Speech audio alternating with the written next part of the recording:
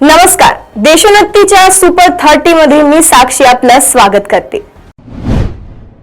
शिवसेना उद्धव बाळासाहेब ठाकरे गटाचे माजी आमदार आणि नेते राजन साळवी यांनी नुकतंच एकनाथ शिंदेंच्या शिवसेनेत प्रवेश केला। या प्रवेशानंतर आता आमदार भास्कर जाधव हे ठाकरे गटाला रामराम करणार असल्याची चर्चा रंगली आहे। त्यातच काल भास्कर जाधव यांनी मला क्षमतेप्रमाणे काम करण्याची संधी मिळू शकली नाही असे विधान केले होते। आता यावर भास्कर जाधव यांनी स्पष्टीकरण दिले आहे। मी माझ्या गेल्या 43 वर्षात क्षमतेप्रमाणे पुरेपूर काम करण्याची संधी मिळाली नाही असा माझा शब्द प्रयोग आहे। कुणी दिली नाही, कुठल्या पक्षाने दिली नाही, कोणत्या नेत्याने दिली नाही असा माझा आक्षेप नाही असे भास्कर जाधव म्हणाले। विधानसभा निवडणुकांचा निकाल लागल्यानंतर लाडकी बहीण योजनेचे पैसे वाढवून 2100 रुपये देऊ असे आश्वासन महायुतीकडून देण्यात आले होते। आता मात्र यात मोठे बदल केले जाणार आहे। लाडकी बहीण योजनेच्या उधळपट्टीला लगाम घालण्यासाठी आयकर विभागाची मदत घेतली जाणार आहे। ज्या कुटुंबांचे उत्पन्न 2.5 लाखापेक्षा जास्त आहे अशा कुटुंबातील लाभार्थींना या योजनेतून वगळण्याचा निर्णय सरकारने घेतला आहे अशी माहिती सूत्रांनी दिली आहे। विधानसभा निवडणुका झाल्यापासून उद्धव ठाकरे यांच्या शिवसेनेला मोठी गळती लागली आहे। उद्धव ठाकरे यांच्या शिवसेनेतून अनेक मातब्बर नेते जात आहेत। राजन साळवी यांनीही ठाकरे यांची साथ सोडून एकनाथ शिंदे यांच्या शिवसेनेत प्रवेश केला आहे। त्यामुळे ठाकरे गटाला मोठा धक्का बसला आहे। या मुद्द्यावरून ठाकरे गटाचे नेते संजय राऊत यांनी भाजपवर जोरदार निशाणा साधला आहे। फक्त 2 तासांसाठी ईडी आणि सीबीआय आमच्या हातात द्या, अमित शाह सुद्धा मातोश्रीत येऊन शिवसेनेत प्रवेश करतील असा घणाघाती हल्ला संजय राऊत यांनी चढवला आहे। मस्साजोगचे सरपंच संतोष देशमुख यांच्या निर्गुण हत्येचे रक्त अद्याप सुकले नाही। तोच या प्रकरणात मोठी भूमिका घेणारे आमदार सुरेश धस मोठ्या अडचणीत सापडले आहेत। विरोधकांच्या आरोपानुसार बीडमध्ये धनंजय मुंडे विरोधातील त्यांची भूमिका संशयाच्या फेऱ्यात सापडली आहे। काँग्रेसचे नवीन प्रदेशाध्यक्ष बंटी दादांनी आमदार धसांवर सडकवून टीका करतानाच एक खळबळजनक दावा केला आहे। त्यामुळे महायुती धर्मावरच संकट ओढावले आहेत। शनिवारी रात्री नवी दिल्ली रेल्वे स्थानकावर चेंगराचेंगरी झाली। या अपघातात 18 जणांचा मृत्यू झाला आणि अनेक जण जखमी झाले आहेत। मृतांमध्ये 9 महिला, 4 पुरुष आणि 5 मुले आहेत। यापैकी सर्वाधिक 9 जण बिहारमधील, 8 दिल्लीतील आणि 1 हरियाणातील आहे। ही घटना रात्री 10 वाजताच्या सुमारास प्लॅटफॉर्म क्रमांक 13 आणि 14 वर घडली। प्रयागराज महाकुंभाला जाण्यासाठी हजारो भाविक स्टेशनवर जमले होते आणि ट्रेनमध्ये चढण्याचा प्रयत्न करत होते। यावेळी ही घटना घडली। संतोष देशमुख यांच्या हत्येला 2 महिन्यांपेक्षा जास्त दिवस उलटले आहेत। या प्रकरणातील 7 आरोपींवर मकोका लावण्यात आला आहे। या हत्या प्रकरणातील मास्टरमाइंड असलेल्या वाल्मिक कराडवरही मकोका लावण्यात आला आहे। वाल्मिक कराडवर संतोष देशमुखांच्या हत्या प्रकरणाचेही आरोप आहेत। तर दुसरीकडे या प्रकरणातील आरोपी कृष्णा आंधळे फरार आहे। आता फरार असलेल्या कृष्णा आंधळेची संपत्ती जप्त करण्याचे आदेश देण्यात आले आहे।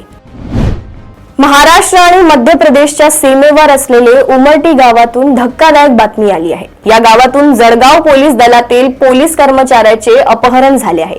गुन्ह्यातील आरोपीला पकडण्यासाठी पोलीस गेले होते। त्यावेळी पोलीस कर्मचाऱ्याच्या डोक्याला बंदूक लावून पोलीस कर्मचाऱ्याचे अपहरण करण्यात आले आहे। पोलीस कर्मचाऱ्याचे अपहरण करून त्याला मध्य प्रदेशच्या सीमेत नेण्यात आले आहे। आता या संदर्भात जळगाव जिल्हा पोलीस अधीक्षक डॉक्टर महेश्वर रेड्डी यांनी मध्य प्रदेश पोलिसांशी संपर्क साधला आहे।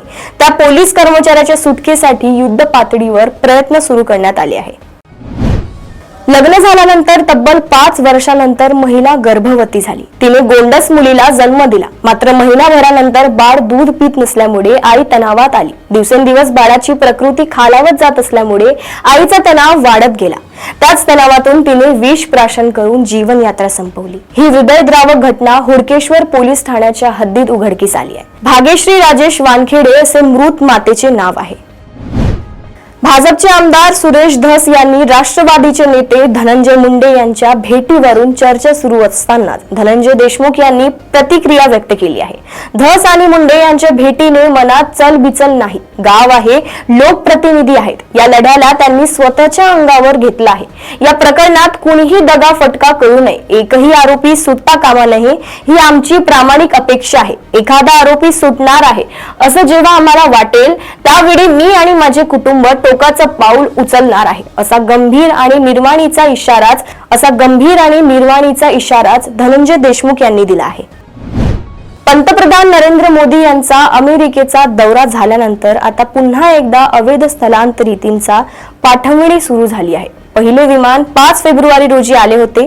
त्यानंतर 15 फेब्रुवारी शनिवारी रात्री स्थलांतरितांना घेऊन येणारे दुसरे विमान अमृतसर विमानतळावर उतरले। पंतप्रधान मोदींच्या दौऱ्यानंतर स्थलांतरितांना लष्करी विमान घेऊन येणार की प्रवासी विमानातून आणले जाणार, त्यांच्या हातापायात बेड्या घातल्या जाणार का, असे प्रश्न निर्माण झाले होते। मात्र दुसऱ्या फेरीतूनही लष्करी विमानातून प्रवाशांना बेड्या घालून आणले गेल्याचा आरोप होत आहे। अदानी समूहाचा भाग असलेल्या अदानी ग्रीन एनर्जीने श्रीलंकेतील पवन ऊर्जा प्रकल्प मागे घेतला आहे। अदानी समूहाने बुधवारी श्रीलंकेतील प्रस्तावित पवन ऊर्जा प्रकल्पातून माघार घेतली। कंपनीने श्रीलंकेच्या गुंतवणूक मंडळाला पत्र लिहून याची माहिती दिली आहे। अदानी ग्रीन एनर्जी पूर्वी श्रीलंकेच्या उत्तरेकडील मन्नार शहर आणि किली नोची जिल्ह्यातील पुनेरिन गावात पवन ऊर्जा विकसित करण्यासाठी 20 वर्षांच्या करारामध्ये 440 दशलक्ष डॉलर्सपेक्षा जास्त गुंतवणूक करणार होती। पाकिस्तानी गुप्तचर यंत्रणेला संरक्षण विषयक गोपनीय माहिती पुरवल्याप्रकरणी कारागृहात असलेल्या लष्कराच्या संशोधन आणि विकास संस्थेचा माजी संचालक वरिष्ठ शास्त्रज्ञ डॉक्टर प्रदीप कुरुलकर यांच्या विरुद्ध आरोप निश्चिताचा मसुदा विशेष न्यायालयात सादर करण्यात आला। त्यामुळे आता या खटल्याच्या प्रत्यक्ष सुनावणीस लवकरच सुरुवात होणार आहे। नवी दिल्ली रेल्वे स्थानकावर काल रात्री चेंगराचेंगरी झाली होती। यामध्ये आतापर्यंत 18 जणांचा मृत्यू झालाय। अशात माजी केंद्रीय रेल्वे मंत्री आणि लालू प्रसाद यादव यांनी रेल्वेच्या गैरव्यवस्थापनामुळे नवी दिल्ली रेल्वे स्थानकावर चेंगराचेंगरी झाल्याचे म्हटले आहे। रेल्वे मंत्र्यांनी याची जबाबदारी स्वीकारली पाहिजे असं त्यांनी म्हटलंय। अमेरिकेच्या लष्करी विमानातून दुसऱ्या खेपेत 119 बेकायदेशीर स्थलांतरितांना भारतात पाठवण्यात आले आहे। शनिवारी या स्थलांतरितांना घेऊन विमान पंजाबच्या अमृतसर येथे उतरले। मात्र 119 जणांपैकी दोघांना अमृतसर विमानतळावर उतरताच अटक करण्यात आली आहे। पण याचे कारण काय? या दोघांना पंजाबच्या पटियाला येथील एका गुन्ह्याच्या प्रकरणात अटक करण्यात आली आहे। हे दोघे गुन्हा करून अमेरिकेत पळून गेले होते। प्रयागराज मध्ये सध्या कुंभमेळा सुरू आहे। नुकतेच राज्याचे मुख्यमंत्री देवेंद्र फडणवीस सहकुटुंब प्रयागराजला गेले होते। तेथे त्यांनी कुंभ स्नान केले। त्या पाठोपाठ नागपूरचे खासदार व केंद्रीय मंत्री नितीन गडकरी त्यांच्या सर्व कुटुंबासह प्रयागराजमध्ये दाखल झाले। तसेच उत्तर प्रदेशचे मुख्यमंत्री योगी आदित्यनाथ यांनी त्यांचे विमानतळावर स्वागत केले। राष्ट्रीय स्वयंसेवक संघाचे सरसंघ संचालक मोहन भागवत पश्चिम बंगालमध्ये आज एक मोठी जाहीर सभा घेणार आहेत। या सभेने त्यांचा 10 दिवसांचा पश्चिम बंगाल दौराही समाप्त होणार आहे। त्यांची ही सभा बंगालमध्ये खूप महत्त्वाची मानली जात आहे, कारण न्यायालयाच्या परवानगीनंतर त्यांची ही जाहीर सभा होत आहे। पश्चिम बंगाल माध्यमिक शिक्षण मंडळाच्या परीक्षा सुरू असल्याने पूर्व वर्धमान जिल्हा प्रशासनाने सुरुवातीला RSSच्या सभेला परवानगी नाकारली होती। त्यानंतर संघाने कोलकाता उच्च न्यायालयात धाव घेतली होती। त्यानंतर उच्च न्यायालयाने त्यांच्या सभेला परवानगी दिली आहे। सध्या सगळेजण छावा पाहिल्यावरचा अनुभव सोशल मीडियावर शेअर करत आहेत। अशातच मराठी अभिनेत्री प्राजक्ता माळीने सुद्धा हा सिनेमा नुकताच पाहिला। चित्रपट पाहिल्यावर प्राजक्ताने टीमचं कौतुक करत खास पोस्ट शेअर केली आहे। या पोस्टमध्ये अभिनेत्रीने दिग्दर्शक व निर्मात्यांचे आवर्जून आभार मानले आहे। संतोष देशमुख हत्या प्रकरणामुळे संपूर्ण राज्याचे लक्ष बीड जिल्ह्याकडे लागले आहे। त्यावेळी बीड जिल्ह्यातील शरद पवार गटातील आमदाराने अजित पवार यांची भेट घेतली आहे। पुण्यातील जुन्नर बाजार समितीत अजित पवार यांची आमदार संदीप क्षीरसागर यांनी गुप्त भेट घेतली। यानंतर राजकीय क्षेत्रात चर्चा सुरू झाली आहे। दरम्यान आमदार क्षीरसागर यांच्या भेटी संदर्भातील प्रश्नांवर अजितदादा पत्रकारांवर संतापले आहेत। मला शिवसेना पक्षाने माझ्या कार्यक्षमतेप्रमाणे काम करण्याची संधी दिली नसल्याचा नाराजी असल्याची मी शब्द प्रयोग केला नाही। जर कुठे असेल तर नक्की प्रसारित करा। माझ्या क्षमतेप्रमाणे मला पुरेपूर काम करण्याची संधी मिळाली नाही। कोणत्या पक्षाने कोणत्या नेत्याने दिली नाही असा माझा आक्षेप नाही। हे केवळ माझ्या वाट्याला आले असं नाही, अनेकांच्या बाबतीत घडतं। हे माझं दुर्दैव असून हा दोष मी माझ्याकडे घेतल्याचं भास्कर जाधव म्हणाले आहेत। नागपूर जिल्ह्यातील कडमेश्वर तालुक्यात येत असलेल्या बित्तलवाडी परिसरातील बारूद कारखान्यात रविवारी दुपारी स्फोट झाला। या स्फोटात 2 मजूर ठार झाले असून 5 मजूर गंभीर जखमी असल्याची प्राथमिक माहिती पोलीस सूत्रांनी दिली आहे। या स्फोटाचे मुख्य कारण अद्याप स्पष्ट झाले नसून जखमी कामगारांना शासकीय रुग्णालयात हलवण्यात आले आहे। मध्य प्रदेशातील श्योपूरमध्ये एक हृदयद्रावक घटना समोर आली आहे। लग्न मंडपात घोड्यावर बसलेला असतानाच नवरदेवाचा अचानक मृत्यू झाला। यानंतर लग्नातील आनंदाचं रूपांतर शोकात झालं। वधू आणि वराचे नातेवाईकांना मोठा धक्का बसला आहे। या घटनेचा एक व्हिडिओ देखील सोशल मीडियावर जोरदार व्हायरल होत आहे। सायलेंट हार्ट अटॅकने नवरदेवाचा मृत्यू झाल्याचं म्हटलं जात आहे। अमेरिकेची अर्थव्यवस्था सुधारविण्यासाठी डोनाल्ड ट्रम्प काम करत आहेत। यासाठी अमेरिकेच्या नागरिकांचा जो करातून येणारा पैसा इतर देशांवर वायफळ खर्च केला जात आहे तो रोखला जात आहे। हे काम ट्रम्प यांनी मस्क यांच्यावर सोपविले आहेत। यांच्या नेतृत्वात सरकारी दक्षता विभाग यावर काम करत आहे। या डॉजने भारताला देण्यात येत असलेली 11.88 अब्ज रुपयांची मदत रोखली आहे।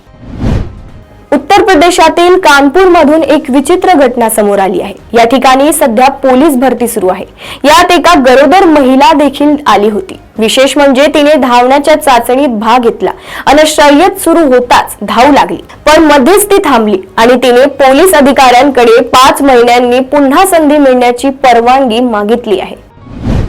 मध्य प्रदेशातील सागरमध्ये एक अजब घटना घडली आहे। जरू आखेडा येथून एक धक्कादायक प्रकरण समोर आलं आहे।